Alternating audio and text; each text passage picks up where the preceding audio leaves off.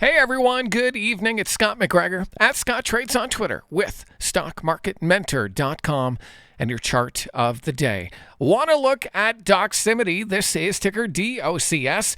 Now, last night for the chart of the day, I brought this stock to your attention. Really wanted to point out that it had high relative strength versus the S&P 500.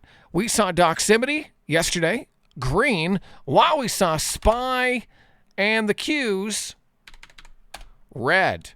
Now, we did get a bounce in SPY. We did get a bounce in the Qs, but we saw a big move here on DOX, and it came on higher than average volume. So this has definitely broken expectations in a good way because I'll be honest with you, I didn't think that this would pop today. I thought the market would continue to fall. I mean, everything closed at the lows last night. I thought, oh man, we're in for a mess in the market. Let's hope Doximity holds up. I didn't think it would actually break out the next day. And this is one of the reasons, and a good reminder, that you always want to be open-minded and looking for strength even when the rest of the market looks like it's going to dump.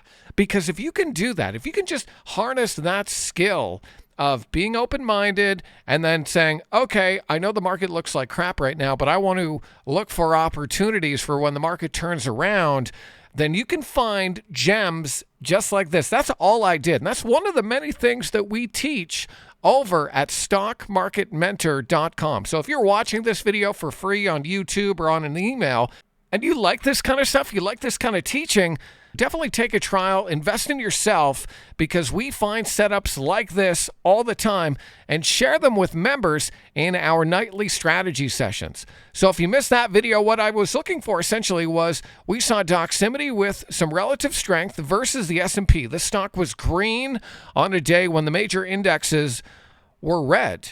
And then today, the major indexes bounced, and we saw a nice big move here on DOX, again, coming on higher than average volume. So if this trade is working for you, I would definitely recommend a potential stop loss under today's intraday low, and just let this work. Like, let the trend work for you, because this volume is pretty telling. It tells you that, for the most part, people don't care what the market is doing. They're buying Doximity, and you can see that because every time it comes down to the 21-day EMA, the market comes in and buys the stock and brings it back up. So this is definitely, in my opinion, a stock you want to watch for the rest of the year and maybe even into 2025.